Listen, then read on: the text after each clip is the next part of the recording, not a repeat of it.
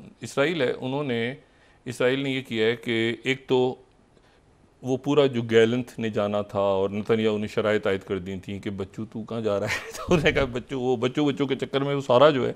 वो आखिर में जाके वो बाइडेन साहब जो हैं वो, क्योंकि इतना मैसिव इलेक्शन, मैंने कहा ना 19 दिन है इलेक्शन में, पूरी दुनिया इस वक्त जो है एक बहुत बड़े एक आप समझ रहे हैं आतिशफिशां पे खड़ी है कि क्या क्या इसराइल पे अमेरिकन असेसमेंट नहीं है, उनका कहना है कि इसराइल हमला करने जा रहा है और जवाबी हमला होगा तो हमने इसराइल को बचाने के लिए सितोना लगा रहे हैं। अच्छा, अब इसमें यह है, और इसराइल न्यूक्लियर पे हमला नहीं कर सकता जब तक उनके पास वो बंकर बस्टर्स ना हो जो अमेरिका ने ईरान स्पेसिफिक तैयार किए हुए हैं। ठीक है, मतलब इंडिया या कोई भी मुल्क, पाकिस्तान अगर कोई भी अपना सिस्टम तैयार करता है वेपन्स का, तो वो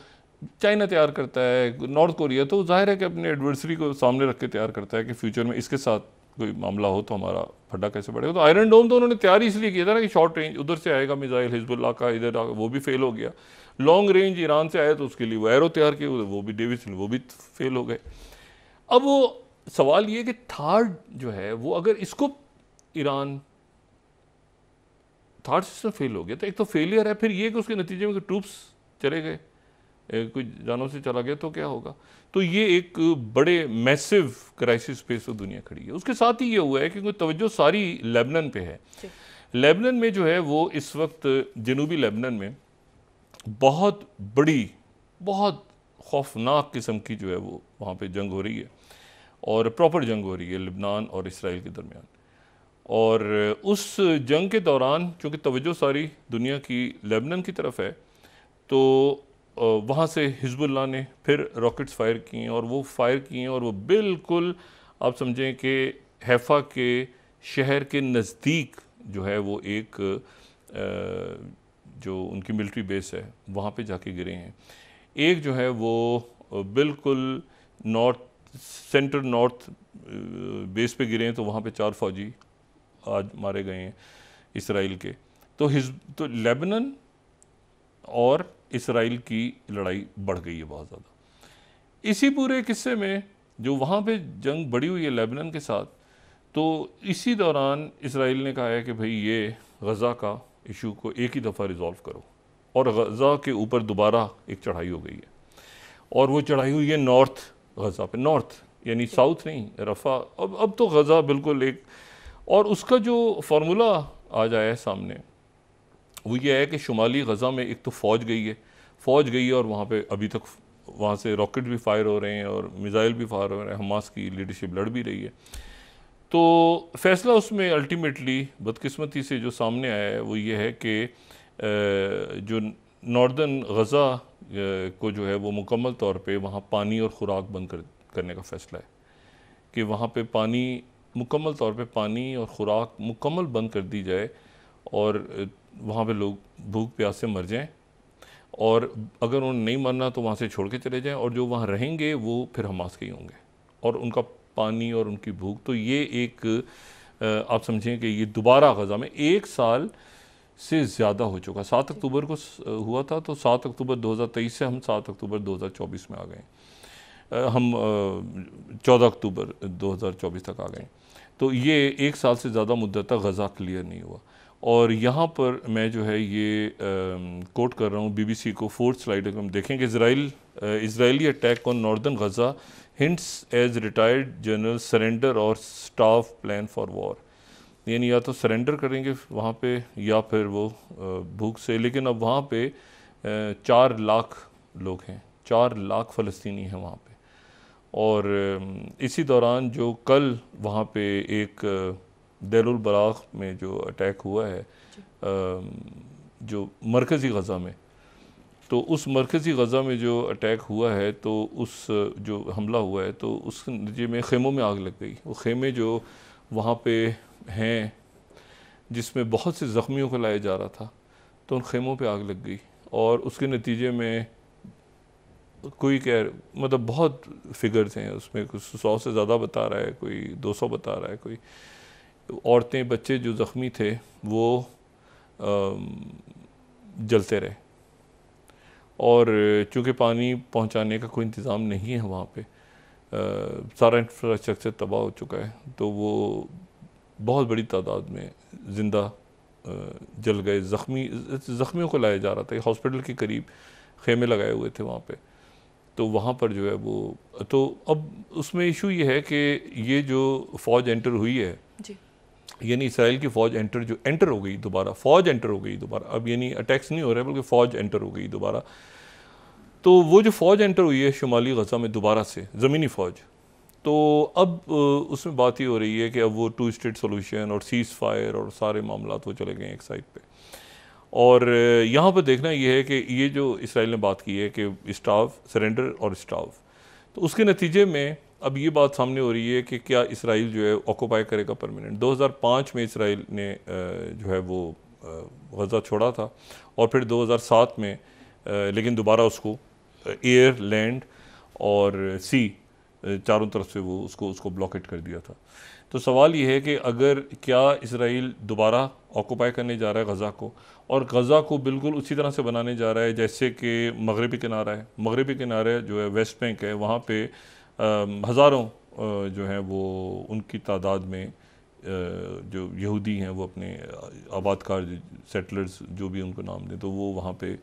तो जगह नहीं। तो यहाँ पर अगर वो खाली करवा रहा है इस पूरे अरसे में, तो क्या ये वेस्ट बैंक की तरह का एक प्लान है कि वो ऑक्यूपाई करके और बिल्कुल उसी तरह से वेस्ट बैंक की तरह ही कि भाई यहाँ पर आके सेटलर्स आ जाएं और बहुत बड़ी तादाद में, और गज़ा में ज़ाहिर है कि जेनोसाइड हुआ है, कितने लोग ज़िंदा हैं कितना नहीं पता, लेकिन ये कि जो नॉर्थ का इलाका है जहाँ पर वो कह रहे हैं कि एड बिल्कुल बंद कर दी जाएगी, स्टाफ कर दिया जाएगा, तो क्या इस दौरान वहाँ पे सेटलमेंट्स आ जाएंगी? ये एक सवाल है बहुत बड़ा। अच्छा, तो ये एक सिचुएशन एक बड़ी टर्बुलेंट सूरत हाल है, और इस टर्बुलेंट सूरत हाल में आज ईरान के जो फॉरेन मिनिस्टर हैं वो आज ओमान में उनकी मुलाकात हुई है हुती रहनुमाओं से, यमन के जो हुतीज़ हैं उनके साथ उनकी मुलाकात हुई है मस्कत में। और ये मस्कत में जो उनकी मुलाकात हुई है काफ़ी देर जारी, काफ़ी तफसीली मुलाकात हुई है, और जिसके बाद और ये प्रॉपर मीटिंग हुई है। अच्छा, मस्कत ये जहन में रखें कि ओमान जो है वो वहाँ पर इनडायरेक्ट टॉक्स होती रही हैं, इनडायरेक्ट टॉक्स होती रही हैं अमेरिका और ईरान के दरमियान भी, जो राब्ते हुए हैं वो उसके लिए मस्कत यूज़ हुआ है। और ओमान को अगर आप मैप पे देखें तो ओमान को ये बहुत बड़ा क्रेडिट जाता है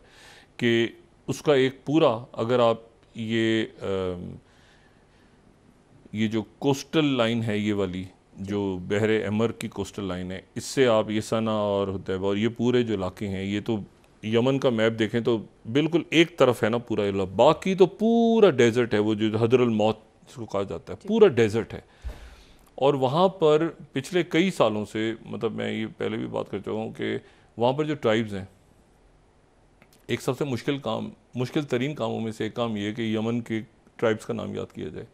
यमन के और लीबिया के ट्राइब्स का नाम याद किया जाए, तो वो एक बड़ा मुश्किल काम है। इतने ट्राइब्स हैं, लेकिन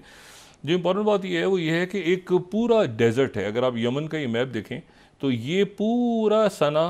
ताइज़, ये दमर, ये पूरा इलाका है, हुतीज़ जहाँ पर हैं, ये उदैबा, ये पूरा इलाका है। लेकिन उसके बाद जो पूरा यमन है, जो ग्रे है, ये पूरा हदरुल मौत है, ये सहरा है, ठीक है। और हदरुल मौत है, और ये पूरा जो सहरा है इसमें बहुत, ये वो इलाका है जहाँ पर एक ज़माने में कहा जाता है अलकायदा के यहाँ पे लोग हैं अभी भी यहाँ पे। जाहिर है कि यमन में पूरा एक इंच इस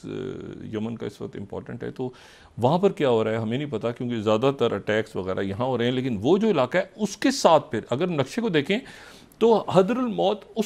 फिर उसके बाद ओमान है मैप में, ठीक है ना। यानी यमन के उस तरफ परली तरफ जो रेड कलर का हमें डॉट नज़र आ रहा है ना, जहाँ पे ये बॉर्डर है जहाँ से ओमान शुरू होता है। तो ओमान ने इस जंग से अपने आप को अलग रखा। शदीद प्रेशर रहा मुख्तलिफ अरब ममालिक का कि भाई आप एक पोजीशन लें, या आप इस मुल्क के साथ जाएं, आप उस मुल्क के साथ जाएं। जब यमन में हो रहा था मामला, ओमान ने अपने आप को बिल्कुल न्यूट्रल रखा, और उसकी फिर अल्टीमेट नतीजा ये हुआ कि हुतीज़ के साथ अरब ममालिक के जब मामला तय हुए, मुख्तलिफ खलीजी तो वो उसमें ओमान का इम्पोर्टेंट रोल था। इसी तरह से ओमान चूँकि ईरान के साथ भी एक तरह से बैकडोर डिप्लोमेसी है, उसके लिए भी ईरान और अमेरिका के दरमियान, लेकिन अब वो ख़त्म हो गया है वो टोटल। अब कोई कहीं ना कहीं से होगा किसी न किसी मुल्क के थ्रू, लेकिन वो जो ओमान में था ना, वो ओमान में नहीं हो रहा है इस वक्त। ओमान के अंदर हुतीज़ हैं और हुतीज़ की तरफ से ये बात हुई है कि जी या तो यहाँ पर वो टॉक्स होंगी उनके साथ या नहीं होंगी। अच्छा, अब सवाल ये है कि ये मामला कहाँ जा रहा है, और ये मामला जो है ये अगर अमेरिकन असेसमेंट ये है, अमेरिकन असेसमेंट ये है कि ईरान जवाबी हमला करेगा इसराइल के हमले के बाद, यानी इसराइल ने हमला करना है जी। तो जब जवाबी हमला करेगा तो इसराइल को बचाने के लिए, इसराइल की बेसिस को बचाने के लिए हमारे फौजी और हमारा ये सिस्टम वहाँ पे मौजूद होगा। सवाल ये है कि इसराइल कहाँ अटैक करने जा रहा है, यानी वो तय है। अमेरिकन असेसमेंट ये है कि जवाबी हमला, तो जवाब से पहले एक हमला होगा ना, तो जो हमला है वो सवाल ये है कि वो हमला कब होने जा रहा है। क्या वो अगले हफ्ते 5 दिन 6 दिन ईरान पे इसराइल हमला करने जा रहा है, क्योंकि जो मिसाइल सिस्टम आ रहा है, फिर मैं दोबारा कह रहा हूँ, वो इस ईरान के हमले से उस हमले से बचाने के लिए आ रहा है इसराइल को, जो इसराइल पहले अटैक करेगा, जो ईरान जवाब देगा उसके बाद, उससे बचाने के लिए सिस्टम आ रहा है। तो एक्चुअली इसराइल एक अटैक करने जा रहा है, यानी ये इसका जो नुक्ता है, इसराइल अटैक करने जा रहा है ईरान पे। सवाल ये आपके हमारे पड़ोस में,